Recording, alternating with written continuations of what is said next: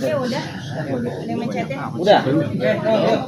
Pertanyaannya apa? Oke Bang, ya terkait soal eksepsi, dimulai dari eksepsi dari Nikita Mirzani yang soal dia merasa keberatan adanya menyebut sebagai ada penyelundupan pasal gitu Bang, dari yang awalnya 368 jadi 369 gitu. Apakah dalam hukum sendiri hal yang wajar atau tidak ketika ada koreksi dari pihak kejaksaan atas pasal yang diajukan oleh penyidik seperti itu Bang?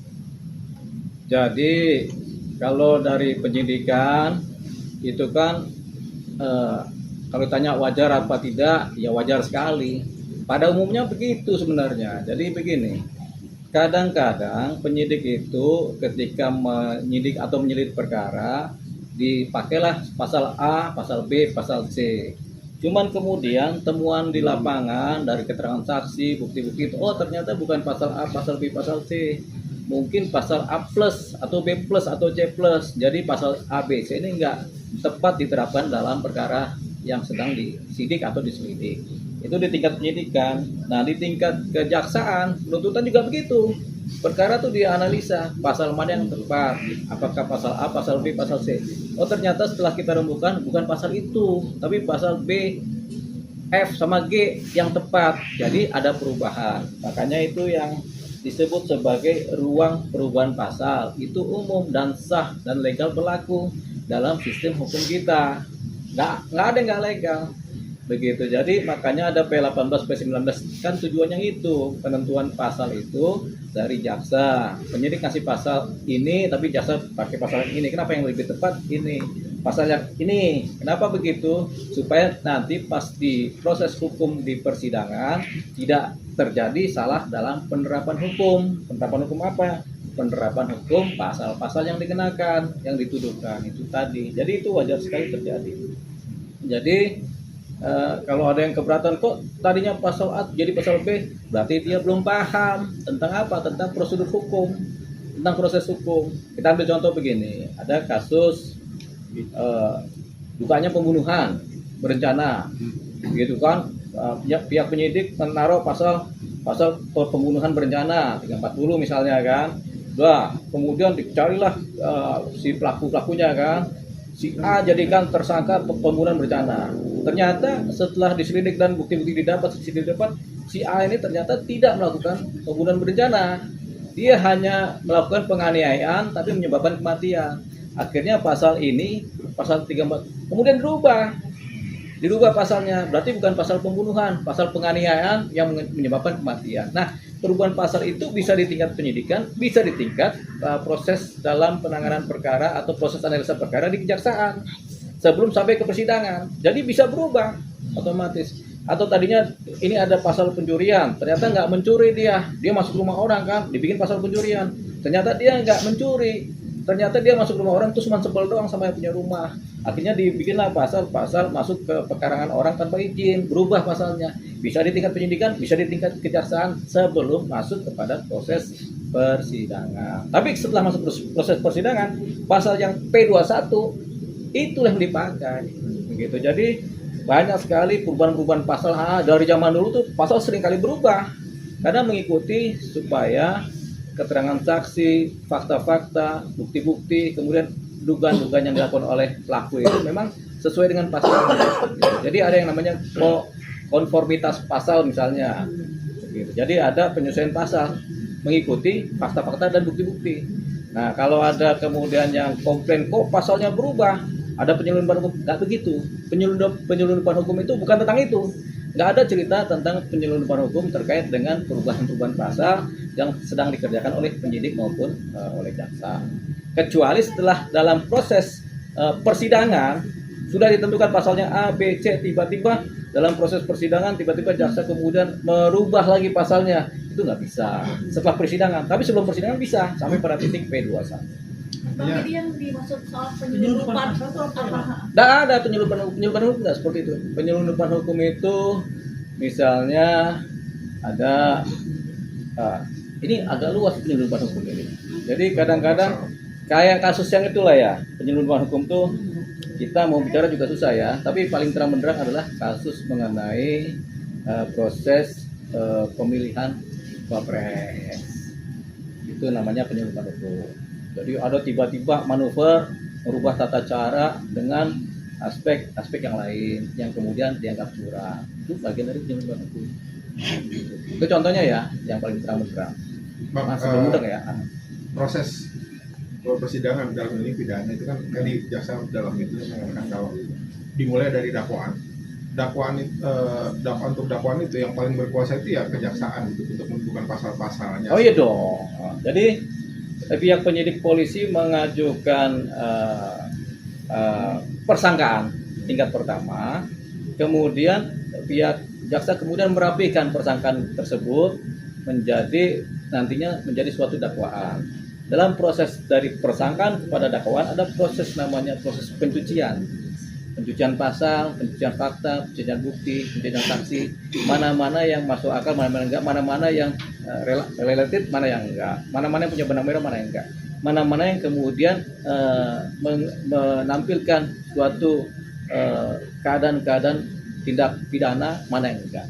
Jadi begitu. Jadi proses namanya pencucian. Jadi dicuci dulu sampai kemudian dari persangkaan, persangkanya ini dicuci menjadi kemudian bersih, baru masuk kepada posisi pendakwaan. Ketika pendakwaan berarti kan berkas P21.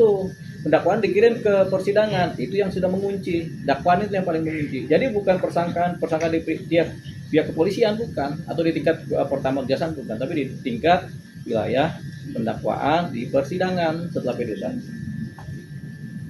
Bang, ketika jaksa CPU membacakan segala macam tuntutan itu ya Bang ya, dakwaan dan ada pasal-pasalnya, mungkin nggak Bang? Kan pihak sana sempat meragukan bahwa itu nanti sebar-sebar berubah segala macam gitu kan, menjadi pertaruhan nggak sih jaksa tersebut Bang ketika dia mengubah itu semua? Nggak, biasa itu terjadi perubahan dalam setiap penyidikan sebelum masuk pendakwaan ya, sebelum masuk P21 itu biasa terjadi perubahan-perubahan pasal. Nah, setelah P21 dan setelah pendakwaan tidak ada lagi perubahan pasal. Itu yang dipertaruhkan. Jadi misalnya yang didakwakan pasal pembunuhan, itu aja yang dikejar tuh. Mana buktinya, mana saksinya, mana sesuai nggak dengan unsur-unsur pembunuhan. Pidana unsur itu yang dikejar. Jadi setelah masuk pendakwaan dan sudah resmi di persidangan, itu tidak ada lagi kemudian perubahan pasal. Tapi sebelum itu pra pendakwaan itu boleh merubah pasal dengan tujuan supaya tidak salah dalam menerapkan pasal. Jadi menurut Abang sejauh ini penerapan pasal dari JPU itu udah sebenarnya on the track gitu ya Bang? On the track dong. 27B, 369 sama TPPU tuh. Iya, kalau mereka bilang on the track ya on the track. Karena mereka yang lebih tahu. Karena mereka yang tahu saksinya seperti apa, bukti-bukti seperti apa, fakta-fakta seperti apa, relasi seperti apa. Tinggal nanti diuji di. Nah, diujinya di persidangan. Siapa yang uji? Ya majelis hakim, jaksa, pengacara. Nah, terkait saksi forensik sendiri itu ahli forensik ya Bang ya, Ya. di kasus ini gitu. Nah, kan kemarin sempat juga bilang nanti tuh saksi forensik itu yang akan menjelaskan semuanya. Setiap saksi forensik di kasus ini. Ahli forensik itu hanya membedah skema dan mekanisme perkara. Jejaringnya bagaimana, begininya bagaimana itu ahli forensik. Ahli forensik sebenarnya lebih banyak kepada memforensik bukan pasalnya. Tapi memforensik misalnya begini, ada kasus pembunuhan, itu kemudian dianalisa matinya bagaimana, visumnya bagaimana, kemudian pramortemnya bagaimana, itu diperiksa semua, itu forensik. Forensik lebih kepada kaitan dengan analisa kedokteran sebenarnya. Dalam ini mungkin termasuk soal ini Bang.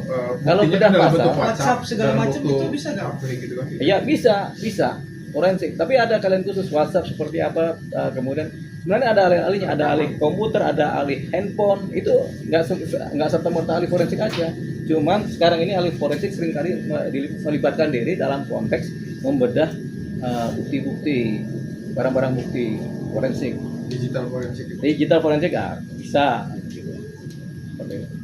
Oke, yang kedua tadi Bang, soal ini juga masih soal eksepsi keberatan, jadi mengajukan gugatan perdata setelah pidana gitu, dan pihak kuasa hukum dari kita itu meminta supaya proses pidana itu dihentikan sementara menunggu hasil dari perdata. Ya. Untuk proses ini seperti apa Bang? Harus yang prosedur yang benar. Jadi prosedur yang benar begini, tidak semua perkara perdata dulu baru pidana. Ada perdata dulu baru pidana, ada pidana dulu baru perdata. Jadi harus dibedakan berdasarkan pasal-pasalnya. Kalau pasal-pasal terkait sengketa tanah, di mana ada orang rebutan tanah, kemudian ada orang masuk ke pekarangan mengenai tanah tersebut, biasanya akan didahulukan dalam keadaan-keadaan khusus, didahulukan perselisihan perdatanya diselesaikan, supaya nanti ketahuan status tanahnya punya siapa. Setelah itu baru pidananya dijalankan. Kalau status tanahnya punya si A, si B berarti kan melanggar hukum, baru dia dipidanakan. Makanya pidananya berhenti dulu. Itu hanya pada kasus-kasus sengketa tanah atau kasus-kasus transaksi-transaksi korporat begitu. Tapi kalau kasus-kasus pemerasan nggak ada kaitannya sama perdata sama pemerasan. Jadi kita harus pandai-pandai membedakan mana yang perdata duluan baru pidana duluan, mana yang harus pidana. Kasus pembunuhan kan pidana duluan, perdatanya nanti begitu. Jadi ini juga terkait dengan kualifikasi seorang pengacara mengerti ini. Makin lama kita paham belajar ilmu hukum, makin paham kita bahwasanya tidak semua kalau ada perdata dan pidana terkait, perdata duluan tidak semua. Cuman pasal-pasal tertentu, terutama yang terkait dengan persoalan tanah. Kalau kasus-kasus pembunuhan, pencurian, pemerasan, penipuan, ya mereka jalan duluan, pencurian mereka jalan duluan, perdatanya persetan begitu.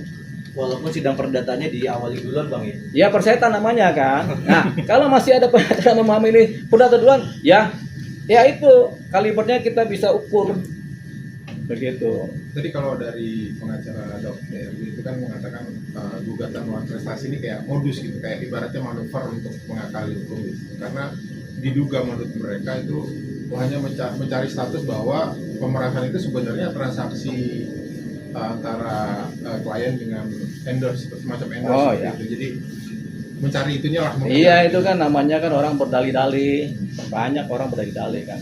Jadi terkesan bodoh kalau orang berdalih-dalih itu. Kalau pintar-pintar kan ya udah dijalankan, ini kan fakta seperti apa dijalankan aja persidangan pidananya. Tapi kalau berdalih kan mencari cara-cara bagaimana, tapi kan nggak semua cara bagaimana itu kelihatannya pintar. Ada juga cara bagaimana berdalih itu jadi kelihatannya bodoh. Gitu. Tapi kita nggak sebut siapa ya. Tapi yang jelas itu persoalannya.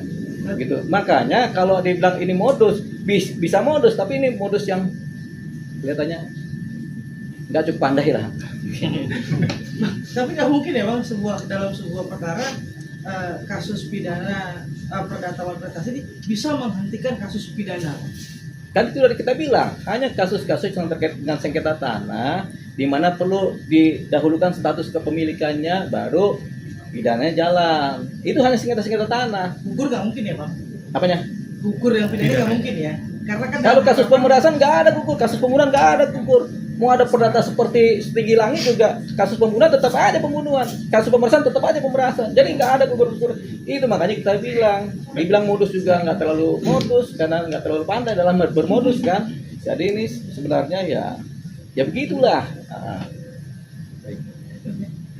lagi udah ya? Bang, mau tambahan Pak boleh. di luar kita bang. Oh ya sini.